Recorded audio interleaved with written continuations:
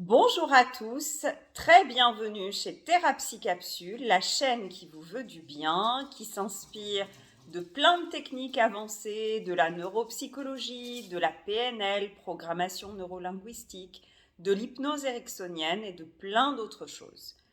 Aujourd'hui, un sujet important qui revient beaucoup dans les groupes Facebook et dans d'autres endroits pour tous les spécialistes des relations toxiques, c'est pourquoi est-ce que mon amour, si profond, si juste, ne peut pas sauver la personne narcissique ou perverse narcissique avec laquelle je suis? Pourquoi est-ce que cette personne ne voit pas cet amour et ne s'en saisit pas pour en faire quelque chose de bien et pour guérir? Alors cette question est très fréquemment posée, elle est tout à fait légitime quand on sait que les cibles favorites des pervers narcissiques et des narcissiques, ce sont les personnes empathiques, ce sont des gens qui ont une grande capacité à se mettre à la place de l'autre, à faire preuve d'empathie, à faire preuve d'amour, à faire preuve de dévotion même. Pourquoi est-ce que ça n'est pas suffisant? Alors la réponse, elle est un petit peu différente en fonction du narcissique ou du pervers narcissique. Chez le narcissique, pourquoi est-ce que votre amour ne va pas suffire? Tout simplement parce que le narcissique, c'est un tonneau percé. C'est-à-dire que plus vous allez mettre de l'amour, plus vous allez lui mettre de l'attention, plus il va prospérer, hein. Il va s'épanouir, il va se développer, bien sûr, mais simplement cet amour-là, il va se retourner contre vous. Parce que le narcissique, pour être pleinement bien, il a besoin d'une personne totalement dévouée. Ça veut dire que vous allez l'aimer, mais vous allez devoir vous sacrifier. Vous allez devoir sortir de la lumière. Souvenez-vous que le narcissique, il a besoin de toute la clarté, de toute la lumière, de toute l'attention. Souvenez-vous aussi que si vous réussissez des choses intéressantes, importantes pour vous, il risque très vraisemblablement de le prendre pour une menace ou pour de la compétition. Ça veut dire que vous allez devoir, si vous voulez rester dans cette relation, minorer vos réussites, ne pas trop en parler, ne pas compter sur son soutien, ne jamais vous mettre en position de compétition. Alors vous allez me dire, mais moi je l'aime, il n'y a aucune compétition dans mon esprit. Vous non, mais lui oui. Pour bien fonctionner, il a besoin de fonctionner avec des ombres, avec des gens qui sont à son service, mais qui n'ont pas de désir propre, qui n'ont pas de personnalité propre. Souvenez-vous que le narcissique, il ne supporte pas que l'autre soit différent de lui. Il vit comme le tout petit enfant. Le tout petit enfant, si vous avez des enfants petits ou si vous vous souvenez, au début, il vit sa maman comme une extension de lui. Sa maman, elle n'est pas censée s'occuper d'elle, elle est censée, c'est tout à fait normal à ce stade de l'existence, s'occuper prioritairement de ses besoins alimentaires, de ses besoins affectifs, de ses besoins de sécurité. Le petit nourrisson, dans ces moments-là, si sa maman n'est pas totalement dévouée, il se sent en insécurité. Pour le narcissique, ça va être la même chose. Et il y a un autre problème avec cette idée de donner tout votre amour. C'est que progressivement, vous allez être dévitalisé parce qu'en retour, vous n'allez pas recevoir un amour équivalent. Bien sûr, vous allez me dire, mais il y a eu la première période où cette personne était centrée sur moi, m'écoutait, s'intéressait à moi, me câlinait, m'embrassait, me bisoutait. Oui, vous avez raison. Mais cette période-là, c'est le love bombing. Ça n'est que le début du piège, ça n'est que destiné à vous piéger, ça n'est pas sincère. Ça veut dire que même si vous aimez avec justesse, même en prenant des conseils psychologiques, en essayant de marcher sur des œufs pour ne pas brusquer l'autre, pour ne pas le blesser, en l'encourageant, en faisant preuve d'un maximum d'empathie, vous allez obtenir un narcissique extrêmement heureux, mais vous, progressivement, vous allez faire taire vos désirs.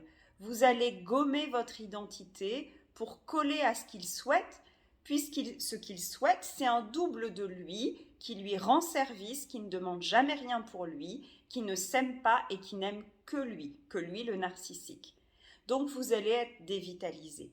Vous allez perdre de la substance psychique. Vous n'allez plus savoir qui vous êtes et vous avez de grands risques de sombrer dans l'anxiété, la somatisation, voire la dépression, voire même pire. C'est ça le sort de toutes les personnes qui aiment un narcissique. Et le point final de est-ce que mon amour peut sauver le narcissique, c'est qu'il ne faut pas oublier un paramètre très important. Le narcissique, il a besoin de nouveautés perpétuelles. Ça veut dire que quand bien même vous l'aimeriez parfaitement pendant des années, il aura besoin à un moment donné d'aller voir ailleurs. Un, pour sécuriser sa base au cas où vous seriez défaillante ou défaillant. Et deux, tout simplement parce qu'au bout d'un moment, il se lasse.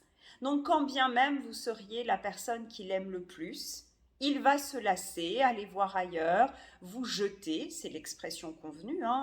On ne se fait pas quitter par un narcissique, on se fait vraisemblablement jeter.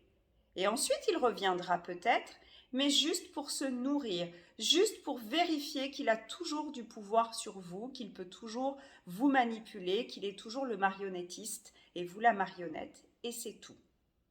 En ce qui concerne le pervers narcissique, c'est encore pire. Le pervers narcissique, lui, il ne connaît pas l'amour. Pour lui, l'amour est totalement synonyme de faiblesse. Ça veut dire que si vous l'aimez désespérément, si vous lui montrez de la dévotion, de l'intérêt, etc., il va le prendre comme un passeport pour pouvoir vous annihiler.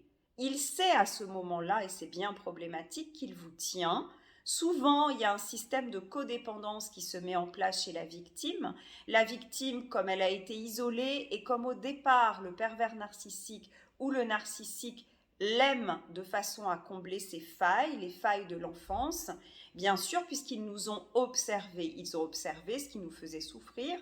Et au tout début, pour nous arrimer, pour nous garder, ils vont nous nourrir. Si par exemple on a la crainte d'être abandonné, ils seront extrêmement présents. Si on manque de confiance en soi, c'est des gens qui vont vous valoriser, qui vont vous mettre sur un piédestal, qui vont être très présents, qui vont faire des cadeaux.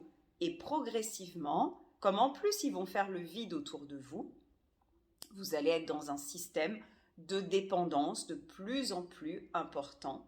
Et malheureusement, à partir du moment où le pervers narcissique perçoit que vous êtes dépendante ou dépendant, il va commencer son œuvre de destruction. Lui, l'amour, ça ne l'intéresse absolument pas. Pour lui, l'amour, c'est un gros mot, c'est une faiblesse. Ça veut dire que vous êtes juste une proie. C'est exactement comme si la gazelle disait au lion « Vas-y, tu peux me croquer, je ne bouge plus ». Je ne sais pas si le lion serait intéressé, parce que je pense qu'il aime bien la chasse, mais en tous les cas, le pervers narcissique, lui, va l'être, puisque lui, son objectif, c'est de se débarrasser sur un autre totalement soumis de tout ce qui le gêne à l'intérieur de lui, de toute sa noirceur, de toutes ses angoisses, de toutes les choses négatives. Il va les projeter sur vous. Et vous allez les faire vôtres, c'est-à-dire que progressivement, vous allez croire ce que cette personne vous dit, et cette personne, elle va vous faire douter de votre réalité émotionnelle, de votre réalité physique, de votre réalité extérieure, et vous allez progressivement disparaître avec des conséquences psychiques, physiques en termes de somatisation extrêmement importantes. Donc non, malheureusement, l'amour, avec un grand A, l'amour qui aime, qui tolère, qui répare, peut être extrêmement utile dans plein de relations où il y a de la souffrance de part et d'autre. Bien sûr que la vie de couple peut être une occasion de dépasser plein de souffrances de l'enfance. Simplement pas quand on est confronté à une personnalité toxique de cet ordre, puisque ces gens-là ne veulent pas changer. Ils ont un système qui leur convient extrêmement bien. Vous allez remarquer qu'en fait, eux prospèrent, vont bien, continuent leur travail de destruction. Les personnes qui laissent sur le carreau, c'est juste leurs victimes. À très vite pour une très prochaine vidéo. Je vous embrasse, à très vite.